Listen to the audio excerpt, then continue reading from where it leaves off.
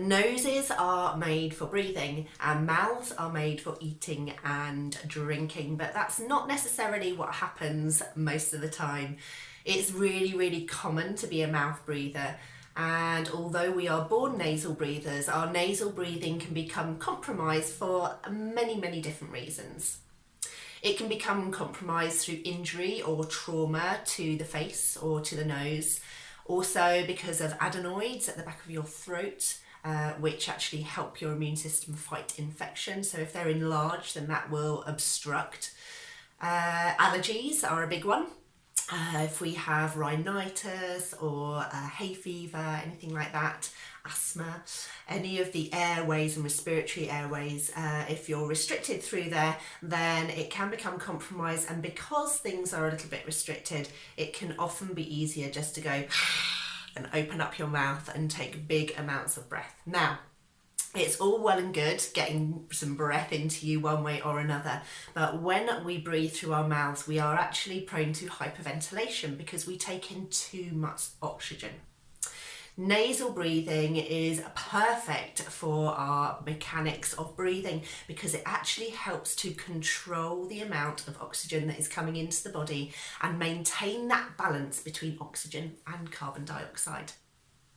Now, another important factor of nasal breathing is that it is where we pick up our supply of nitric oxide, which resides in the nasal breathing passages.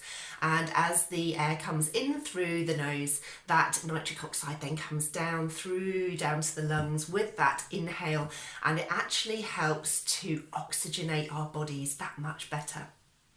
Now, nitric oxide doesn't exist at the back of our throat, so if you are a mouth breather, then you won't be getting those wonderful, wonderful benefits. Nasal breathing is also a massive superpower in helping us fight off infections, because breathing through our nose means that we have this lovely little filtration system which can actually filter out any of the stuff that's coming in through our breathing and actually stop that from going down to our lungs. Whereas if we're breathing with our mouths, then that filtration system doesn't happen and we end up with a lot of gunk going into the lungs as well. When our noses become blocked, it's really, really easy to revert to mouth breathing, when actually what we really, really want to do is to maintain that nasal breathing, because it's through nasal breathing that we will actually be able to clear out those nasal passages and be able to breathe again effectively. So let's have a look at how we can do some simple exercises to open up these airways. Now, a lot of my education around breathing has always been focused around the diaphragm. That is, until I did an amazing course by Jordan Shane Terry called Adaptable Polarity, the Axial Skeleton, and I got introduced to this fantastic part of the body called the cranium, our noggin and our face. So there are 22 bones in this beautiful piece of the body, and it's quite funny because I always, I guess, in my naivety when I was younger, thought that it was just one bone, but there are actually lots and lots of different bones, and you can see that in the colours here. And just like any other joint in the body, when bone meets a bone, it's a joint. These plates are also joints. So if you have a compression in any of those joints or a malalignment in any of those joints, it's going to have a knock-on effect to the neighbouring joints around it. And that's nonetheless so for your cranium.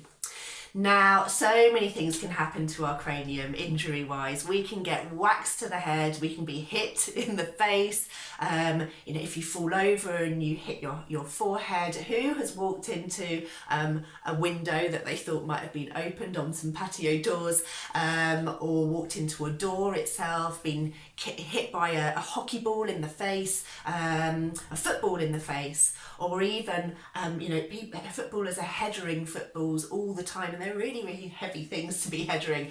So that's always going to be having an impact on these sutures, on these joint lines. So what happens if we get a compression in any of these joints and these suture lines? Like I said, it will have a knock-on effect around the whole structure.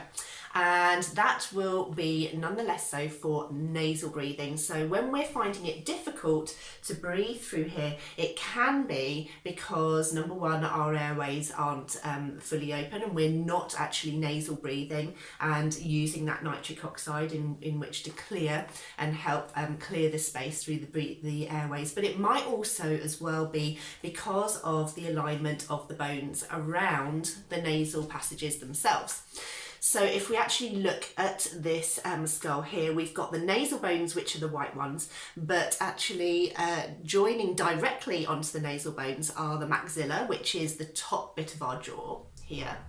The zygomatic bone, which is the yellow one here, and that comes off like that upper cheek and around your eye socket. And then we've got the frontalis bone here, which is basically our forehead. And they are the ones that are directly attached to the nasal bones, but of course there are bones that attach to them. So any knocks to any of these other bones that then force these bones slightly out of alignment, and I don't mean that we've got like a wonky face, so it's like, oh, you're all like this, but just a tiny little millimetre can have a massive impact down the line. So if there's been an impact because you've had a whack to the side of the head, which has pushed this plate slightly out of alignment, then that of course will have a knock-on effect to the next joint going down, as that happens in the rest of the body too. So I'm just going to give you some simple exercises really, because like I said before, if we have trouble nasal breathing, then often we just kind of go, right, I'm not going to go there, and we just revert to mouth breathing, when actually we want to be able to make it easier around here. And generally speaking, the places that I find that are struggling a little are the places where we have these direct links onto that nasal suture. So we can actually go along here, down this suture, coming down here, and then we can come out along this maxilla and along the zygomatic joint where they attach, and just see if there's any spots where we place our fingers and take a breath in, and it eases that flow of air through our nose. Okay, so first of all, just take a breath in through your nose and see which side is a little bit more restricted. Is it the right side or is it the left side? So take a breath in and exhale out. So nasal breathing should be quiet. So if you've got a whistling going on, or you can hear that air really coming in, I can hear it very much through this left nostril. So I'm going to just have a little search around.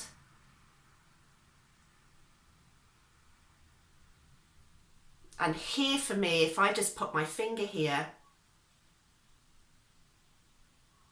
and take a breath in through my nose again, it actually quietens down and it actually feels a lot easier just coming in through there. So we can just experiment through these spaces, and we can even experiment into the neighbouring spaces that attach onto those, and just find a place, or so of course we've got the forehead as well, the frontalis, where that attaches. So coming here, and there could be any number of spots around here as well that are having an impact and compressing down into that nasal suture. So just have a little play around and just find a spot that just kind of just eases things for you. And if you find that spot, sit with it. Just sit with it. And you can change the fingers. So it may be that you find that your index finger works better, or you can change it for your middle finger. Oh, that's even better. I like that one. So I'm going to just sit there, and it may be that you have a combination. So it may be that you find a spot here and a spot over here that you go, oh, that really makes it easier. And it, like I said, if you find those spots, just sit with them, and just allow the plates underneath just relax underneath that very gentle pressure of you holding these spaces. Because sometimes it's just, especially with the cranium, it just needs just the gentlest of touches and the gentlest of pressure just to bring it back to a space, tiny, tiny shift to bring it back to a space where it goes, ah, that's better. I feel a bit more balanced now. And now I can breathe in through my nose very, very easily without having to use my mouth.